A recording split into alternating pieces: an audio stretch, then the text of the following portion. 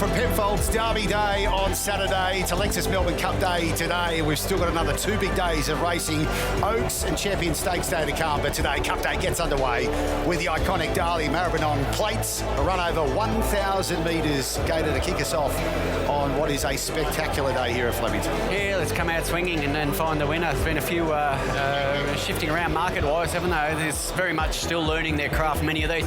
Here's the course map, and it's pretty easy. It's a straight track, of course, 1,000 metres, 1 kilometre in a straight line. Now, this is the age demographic race where they probably do gravitate to the inside rail. Just with their inexperience, the rail can guide a young athlete to the finish line. Absolutely. It's really important that they get down the straight and not float around looking at the grandstand, looking at other horses. So if they've got the rail to follow, that can be key. All right, let's head over to TJ with a superstar trainer. Yeah, Sam Friedman joins us. Price tag, named for pretty good reason, the most expensive horse in the field. Yeah, look, Jonathan Munns obviously went to the sales and was keen to buy a few really nice fillies. And, yeah, look, she's a beautiful type. She's obviously stakes placed already, so hoping to build on that today. Different horse, but a familiar feel to last Melbourne Cup Day. Trainer Friedman, jockey Zara. It'd be nice. Unfortunately, nothing in the Cup this year, but it'd be nice to kick it off with a winner here. All right, well, fingers crossed for you, mate. Cheers, thanks, Tony. Thank you, Sam Friedman. Good on you, TJ. Sam, hoping for a win in the first, as we can see there. It is the favourite price tag heading into the opening race today.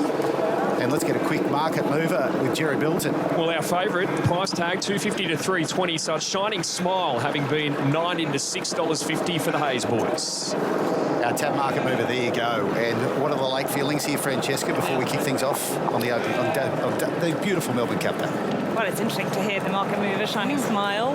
Grace gave it a good push in the mounting yard, and Ben was in agreement, wasn't he? Yes. The selection from the stable. It's interesting, 4 of the last 9 winners of this race have been on debut. So we've seen what we've seen of the horses that have performed already, but is there one that has got a bit of ability that we haven't seen yet?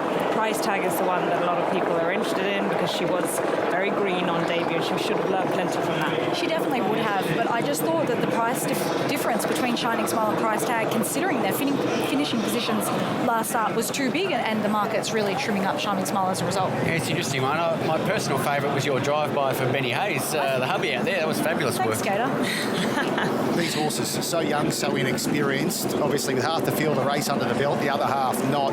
At the barriers, is there an element for connections of nervousness with this sort of scenario? Yeah, well, Grace mentioned the fact that the horses, when they came into the mounting yard, a lot of them were whinnying. They were kind of calling out for their friends, showing their inexperience. So I find in Australia, these young horses do a lot of stalls work and barrier work before they tend to go on debut. So they're pretty well educated, especially if they've got a race like this in mind. It's important to behave. Military Tycoon, keep an eye out for her because drawn in 3, I think she could get a good run in the race, and she looks super, super racy. As you can see, just a couple to go to get in the gates ahead of the first here, and let's hand it over now to Matt Hill. So we kick proceedings off with a race 10 years younger than the Melbourne Cup, the Maribrynong Plate, an iconic race in its own right for the 2-year-olds. And some jingling nerves from shore for some of the owners, with some debutants involved here. Price tag just a little bit reluctant. Mark Zara aboard here for Anthony and Sam Friedman, the Melbourne Cup winning combination of last year. Price tag, who ran so well in the Maribrynong trial in the lead up to this, is going to take the outside.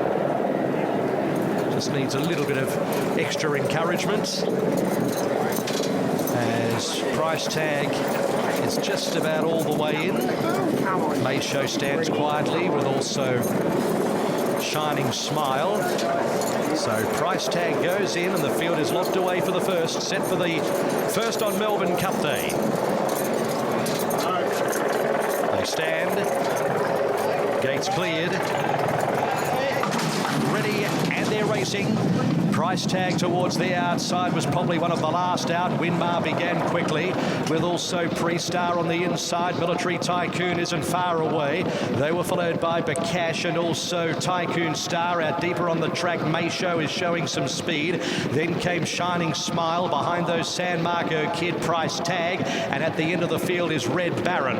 On towards the course proper now, with about 500 metres to go. It's Military Tycoon on the outside. Might just have a slender margin. Also there is Pre-Star the Fence. Winmar is right up there in the firing line with Bakash, and in the middle of the track, Mayshow is also right up there in the picture. 250 metres to go. It's just Bakash Military Tycoon. Down the outside, Shining Smile, and getting through Tycoon Star. Tycoon Star burst through up to Bakash Shining Smile. Tycoon Star's about a half length in front, and Tycoon Star is going to win it. Tycoon Star by about a length to a photo. Bakash Shining Smile, then Price Tag in fourth money.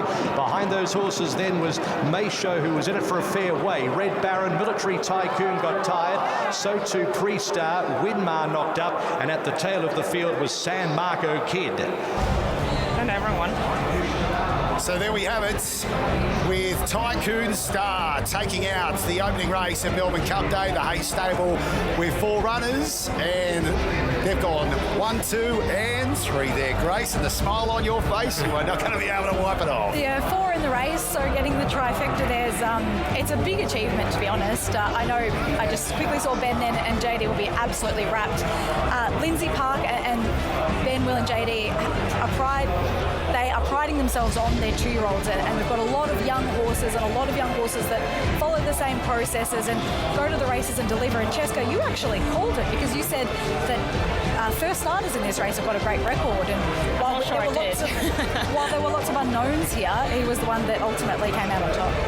Yeah, it's one of those races, isn't it? So early on in these horses' career, these are all the grooms working out which one of theirs has come home in front, and it was Tycoon Star from barrier 4, and just was able to be really professional on debut compared to, well, up against horses that had race experience. And she was really professional, wasn't she? You saw that overhead shot, and she was pretty tight at times. She had a narrow gap to go through. Not easy for a young, inexperienced athlete, but she was a real pro and strong to the line.